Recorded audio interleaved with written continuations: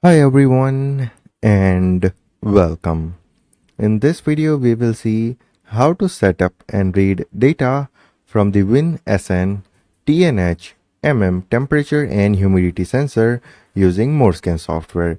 Now this sensor is brought to you by the Augmatic Technologies Private Limited, and in the previous video we have covered the introduction of this sensor, okay, which is temperature and humidity sensor. Now if you want the datasheet for this sensor, then you can click here, okay, and you will be navigated to the GitHub repository, and here you have the folder of datasheet, and here you can open the datasheet for the sensor. Okay, now here is the sensor which I am talking about, and here you can see on the camera the sensor is already connected with ATC converter, which is nothing but the RS485 to USB converter, and I have already provided the 24 volt DC power supply to this sensor. Okay, now here you can read everything about this sensor. Now this is the versatile solution for temperature and humidity, and in the box, okay, you can ask for this much of variants. Now it can come with the AHT21 sensor, AHT20 sensor, SHT21, SHT25, BME280, BME680, AGS10, okay, this is already included, and SCD40. Now with the sensor, which parameter you can measure and what is the measuring range, what is the operating temperature, and what is the measuring accuracy, that you can refer from this table. And right now with this sensor we have AHT20 sensor included here. Okay, now with the AHT20 sensor, minus 40 degrees centigrade to 85 degrees centigrade is our temperature measuring range. 0 to 80% relative humidity is our humidity measuring range, and minus 40 degrees centigrade to 85 degrees centigrade is our operating temperature. And here is the measuring accuracy for temperature and humidity. Okay, and we have to provide 24 volt DC to this sensor to power it on, and it can provide you the output on Modbus RS485 protocol. Here you can see Modbus RTU RS485. So this is the output protocol, okay, and the input power is 12 to 24 volt DC. So from 12 to 24 volt DC you can provide the power and you can turn it on. Now I have connected this sensor with 24 volt DC power supply. The black cable is the ground one, the brown or red cable is the positive one, the yellow or green cable, okay, if you flip it then you will see the green. Okay, so this yellow and green cable is for the RS485 minus, or you can say B minus, and the silver or white cable is the RS485 plus or A plus, which I have connected with this ATC converter. This is nothing but the again RS485 to USB converter, and the second end of this ATC converter is the USB, which you can directly plug into your laptop, desktop, anywhere. Okay, I have already provided the 24 volt DC. Now I'm going to connect this with my system. Okay, I have connected, and hope so you have heard the beep sound. Now if you open the computer management and if you go to the port, then you will have this port, okay, USB serial port. Now once you connect this ATC converter or RS485 to USB connector with your system, then you have this kind of port available in your computer management, which you can use to read the data from this sensor. Now how to read the sensor data? Okay, so sensor is here, we have provided the power supply here, and here is the RS485 to USB converter. Okay, now I can open ModScan software to read this sensor data. Now in the ModScan software, here first of all you have to select the holding register.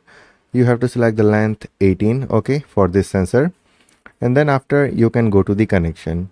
Now once you click on the connect, you have to select the COM port. Now we know that our sensor is connected on the COM3 port, so that's why I'm going to select COM3. Now what is the configuration for the sensor? Okay, so you can navigate to the datasheet, and here you can have the default configuration for the sensor initially. So 9600 is the baud rate, so 9600.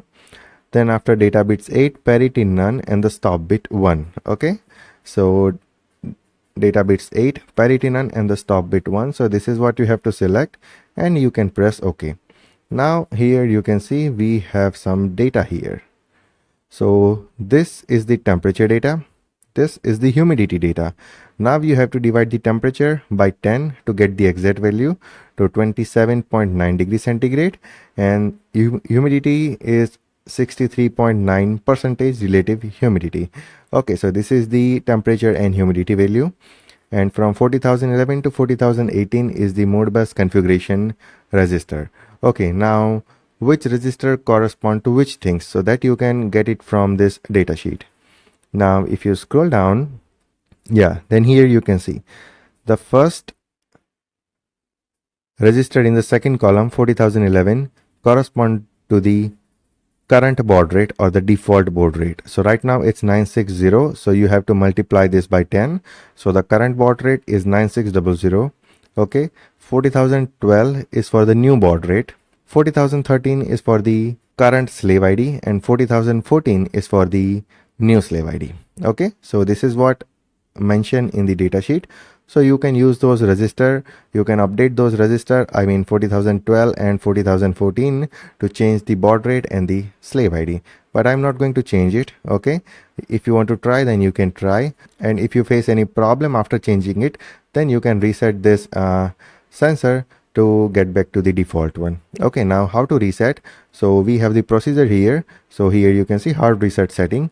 So somehow you forget the baud rate or slave ID of the board, then you have to remove the jumper. Okay, so once you open this enclosure, there will be only one jumper inside this. Okay, so you have to remove that jumper, you have to turn off the power, and then you have to again turn on the power. You have to press the reset button, you have to turn off the power, and you have to add the jumper, and that's how you can reset this sensor. Okay, and it will come back to the default configuration, which is 9600 baud rate, data bits 8, parity none, and the stop bit 1.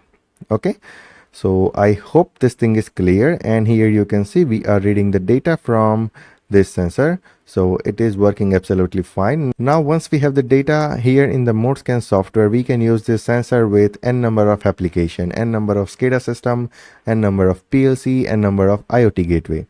Okay, so stay tuned for the future videos in which I'm going to integrate this sensor with the 4G gateway provided by Augmatic Technologies Private Limited.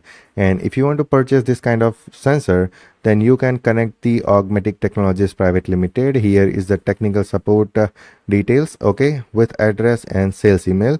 You can email them, okay, and you can place your order. Even I'll provide the cell phone number in the description of this video, so you can call their salesperson, and also you can order this kind of sensor with your own requirement.